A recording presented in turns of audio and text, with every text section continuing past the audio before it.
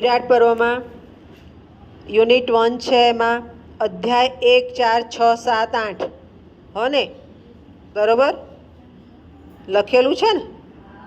Unit 2 અધ્યાય 9, 10, 11, 13, 14.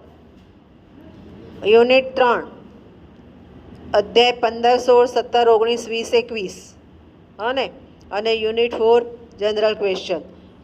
પહેલાંની જેમ જ યુનિટ 1, 2 રૂપાબેન પાસે, યુનિટ 3, 4 મારી પાસે. વિરાટ પર્વનું અસાઇનમેન્ટ આપીશું, એ રૂપાબેનને આપીશું અને એ જે કે એ રીતે સબમિટ કરીશું. હવે એમાં સવાલો જોઈ લઈએ.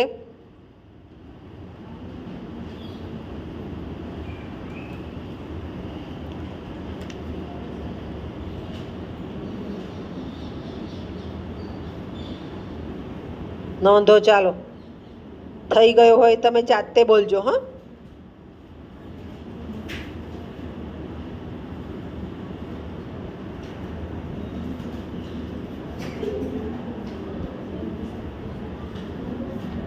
મહાભારતના 3 સંસ્કરણો સમજાવો. પેલું રામાયણના સંસ્કરણ ના આવે. હા, રામાયણનો સાહિત્ય પ્રકાર આવે. ખોટું લખ્યું હતું એટલે હું અટકી હતી. રામાયણનો સાહિત્ય પ્રકાર આવે. ઘડીકમાં રામાયણે ભેગું કરી નાખો ને ઘડીકમાં મહાભારતે ભેગું કરી નાખો. નાયિકા ઉપર યાદ રાખો. રામાયણની નાયિકા સીતા, મહાભારતની નાયિકા દ્રૌપદી. મહાભારતના 3 સંસ્કરણો જણાવો. ચાલી ગયો, બરાબર ને.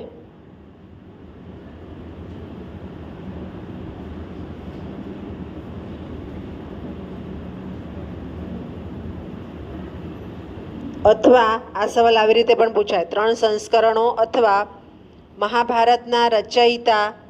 મહાભારતના રચયિતા 3 રચયિતા આવશે ને, વ્યાસ, વૈશંપાયન અને સૌતી. સૌતી એટલે બધા.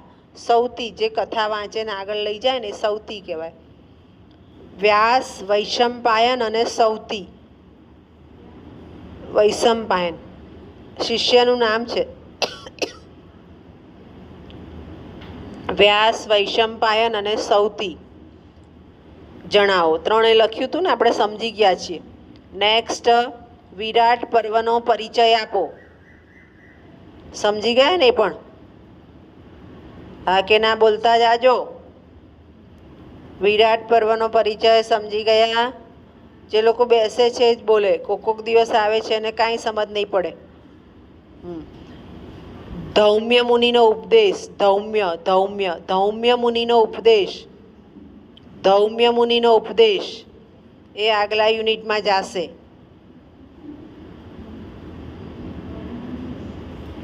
બ્રહ્મ મહોત્સવ જણાવો. બ્રહ્મ મહોત્સવ જણાવો. બ્રહ્મ મહોત્સવ જણાવો. એ પણ આગલા યુનિટમાં જાય છે. અથવા આ આવી રીતે પણ પૂછાય, જીમૂત વધ. જીમૂત વધ નોંધ લખો. જીમૂત વધ નોંધ લખો. જીમૂત નામ છે એવું.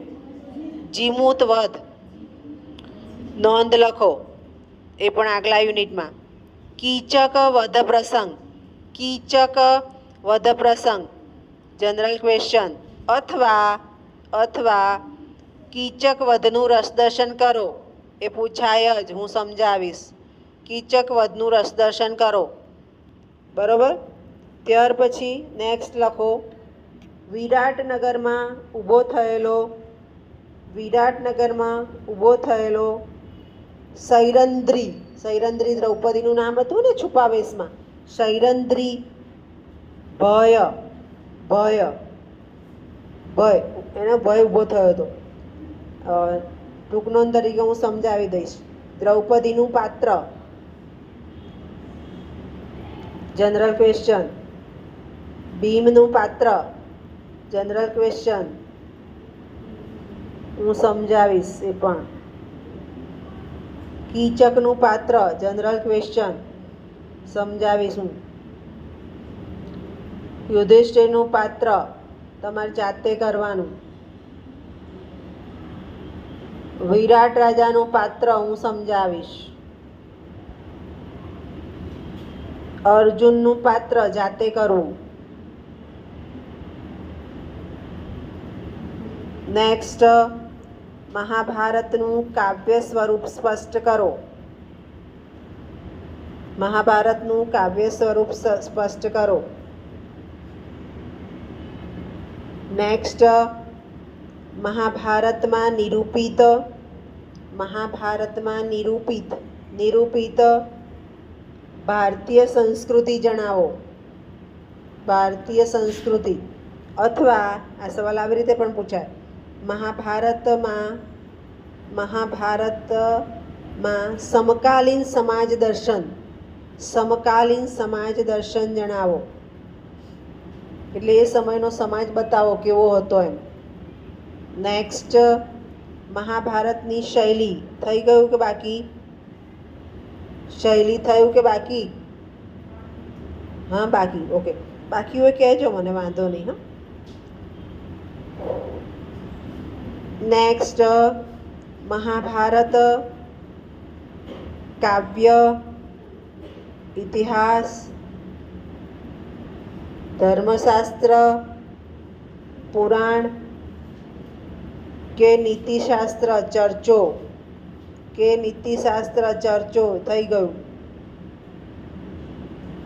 હવે આમાં તમારા ક્લાસમાં મને યાદ કરાવો પહેલેથી કયા સવાલ થયા.